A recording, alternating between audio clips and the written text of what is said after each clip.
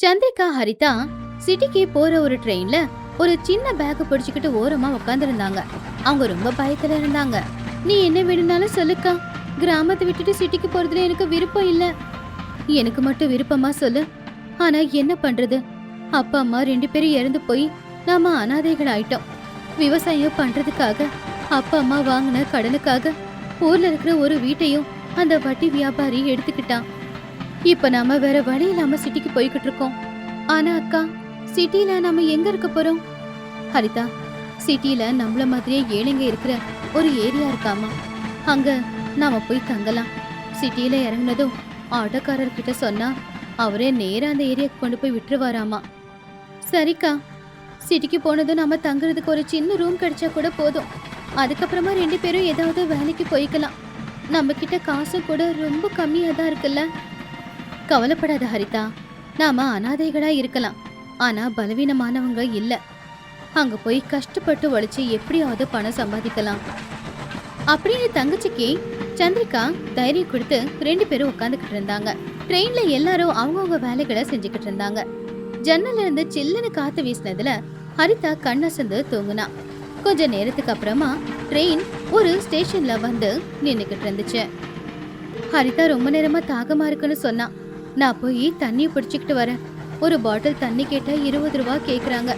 இப்படி போய் அப்படி வந்துடுறேன் அப்படின்னு சொல்லி சந்திரிகா ட்ரெயினை விட்டு இறங்கி தண்ணி பிடிக்கிறதுக்காக போனா. ஸ்டேஷன்ல இறங்குனது ஒரு இடத்துல குடிநீர் அப்படின்னு ஒரு போர்டு போட்டு வச்சிருந்துச்சு. சந்திரிகா அங்க போய் வாட்டர் பாட்டில்ல தண்ணி பிடிச்சுக்கிட்டு இருக்கும் போது ட்ரெயின் கிளம்புச்சு.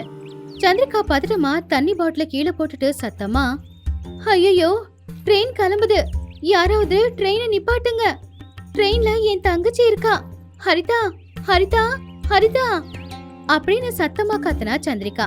ட்ரெயின்குள்ள இருந்த ஹரிதா உடனே கண்முழிச்சு பார்த்தா வெளியில பிளாட்ஃபார்ம்ல தங்கச்சி தங்கச்சின்னு கத்திக்கிட்டு சந்திரிகா ஓடிக்கிட்டு வந்துகிட்டு இருக்கிறத ஹரிதா கவனிச்சா. ஹரிதா பதட்டமா, ஐயோ எங்க அக்கா ட்ரெயினுக்கு வெளியில இருக்கா, ஐயோ யாராச்சும் கொஞ்சம் ட்ரெயினை நிப்பாட்டுங்களேன் அப்படின்னு ஹரிதா எவ்வளவு கெஞ்சினாலும் ஐயோ ட்ரெயினை நிப்பாட்டினா ஃபைன் கட்ட வேண்டி வருமேன்னு சொல்லி யாருமே முன்னாடி வரவே இல்ல. பாவம் ஹரிதா எல்லார்கிட்டயும் கெஞ்சிக்கிட்டே இருந்தா. ஆனா யாருக்குமே மனசு இறங்கவே இல்ல. பாவம் பிளாட்ஃபார்ம்ல சந்திரிகா, ட்ரெயின்குள்ள ஹரிதா. ஷியாமலா அப்படிங்கிற ஒரு டாக்டர் தெரு ஓரமா ஒரு பாறைக்கு மேல உட்காந்து அழுதுகிட்டு இருந்த ஹரிதா பக்கத்துல கார்ல வந்து நின்னாங்க. காரை விட்டு இறங்கி பக்கத்துல வந்தாங்க. இங்க பாருமா, என்னோட பேரு ஷியாமலா, நான் ஒரு டாக்டர். என்னை பார்த்து நீ பயப்படாத. யாரையும் நம்ப கூடாதுன்னு அக்கா சொல்லிருக்கா. உன்னோட அக்கா எங்கம்மா அப்படின்னு ஷியாமலா கேட்டதும் பாவம் ஹரிதாவுக்கு துக்கம் தாங்கல. அவ கண்ணுல இருந்து மாலை மாலையா தண்ணி கொட்டுச்சு. அழாம என்ன நடந்துச்சுன்னு சொல்லுமா, என்னால எவ்வளவு முடியுமோ அவ்வளவு உதவிகளை நான் நிச்சயம் செய்யறேன். நிச்சயமா நீங்க எனக்கு உதவி செய்வீங்களாமா? செய்யறமா, என்ன நடந்துச்சுன்னு விவரமா சொல்லு அப்படின்னு அவங்க கேட்டப்ப ஹரிதா நடந்தத சொன்னா. ஷியாமலாவுக்கு கவலையாயிடுச்சு. மெதுவா ஹரிதாவோட தலைய தடவி கொடுத்தாங்க. அட கடவுளே, சரி கவலைப்படாத, எனக்கு ஒரு கிளினிக் இருக்கு, அங்க போலாம் வா, அதுக்கப்புறமா உங்க அக்காவை தேடலாம் அப்படின்னு சொன்னாங்க. ஆனா ஹரிதா சந்தேகமா, உண்மையிலேயே எங்க அக்காவை கண்டுபிடிச்சு கொடுப்பீங்களா அப்படின்னு ஹரிதா கேட்டப்போ ஷியாமலா அவளை பார்த்து சிரிச்சுக்கிட்டே, நிச்சயமா நான் முயற்சி பண்றேன், இன்னையில இருந்து நீ தனியாள் இல்ல, உன் கூட நான் இருக்கேன் அப்படின்னு சொன்னாங்க. அத கேட்டதுமே ஹரிதாவுக்கு கொஞ்சம் மனசுக்கு நிம்மதியா இருந்துச்சு. உடனே ஷியாமலாவோட கார்ல ஹரிதா அவங்க கிளினிக்கு போனா. இன்னொரு பக்கம் சந்திரிகா பார்க்ல உட்காந்துக்கிட்டு ஹரிதா ஹரிதா அப்படின்னு நினைச்சு அழுதுகிட்டு இருந்த சந்திரிகா பக்கத்துல ராமூர்த்தி அப்படிங்கிற ஒருத்தர் வந்தாரு. இங்க பாருமா, என்னோட பேரு ராமூர்த்தி, நான் ஒரு ஸ்கூல் டீச்சர். என் பசங்களை கூட்டிக்கிட்டு தான் இங்க வந்தேன்.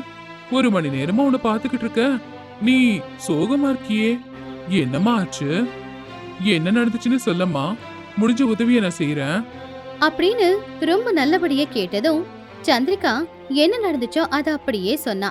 அக்கா தங்கச்சி 2 பேரும் பிரிஞ்சுட்டாங்க அப்படின்னு அவரு புரிஞ்சுக்கிட்டாரு.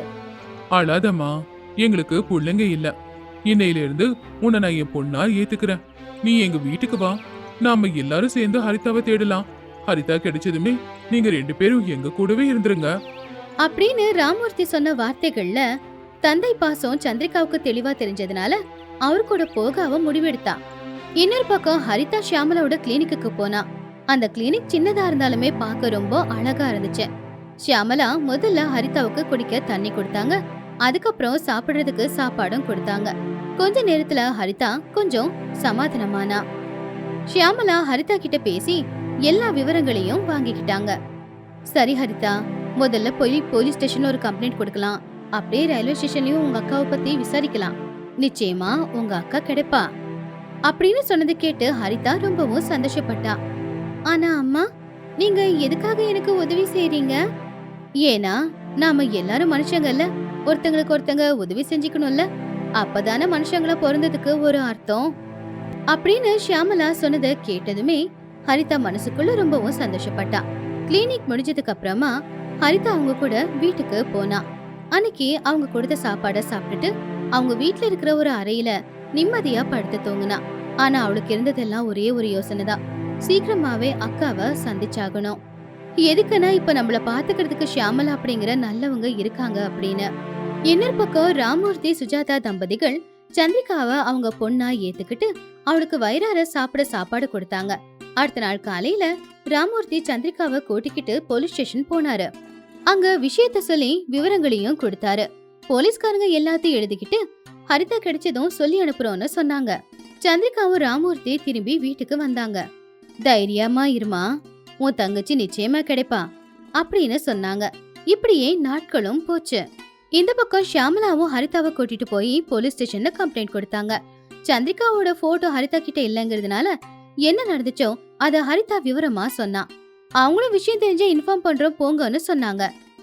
ஷியாமலா ஹரிதாவை கூட்டிக்கிட்டு கிளினிக்கு போனாங்க. ஹரிதா அன்னையில இருந்து கிளினிக்ல வேலை பார்த்துக்கிட்டு இருந்தா.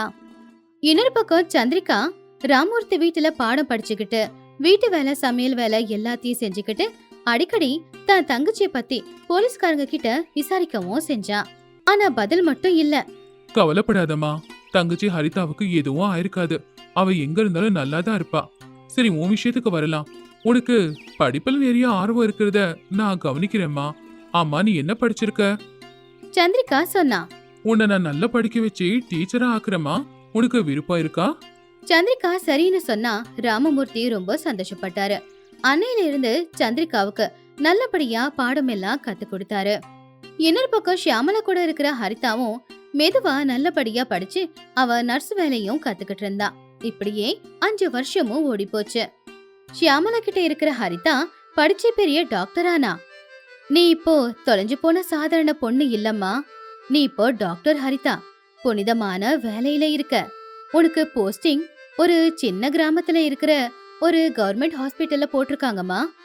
அங்க நீ ரொம்ப கவனமா இருக்கணும். சரிங்கம்மா. அப்படி ஷியாமலாவோட வாழ்த்துக்களை வாங்கி அவ அங்கிருந்து கிளம்புனா. இன்னொரு பக்கம் ராமூர்த்தி வீட்ல இருக்கிற சந்திரிகா டீச்சரானா. சந்தோஷமா ராமூர்த்தி சுஜாதா கால்ல விழுந்து ஆசீர்வாதத்தை வாங்கினா.